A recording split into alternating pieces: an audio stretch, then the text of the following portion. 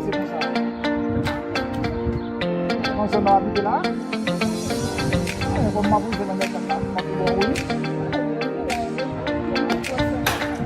On va pas mourir.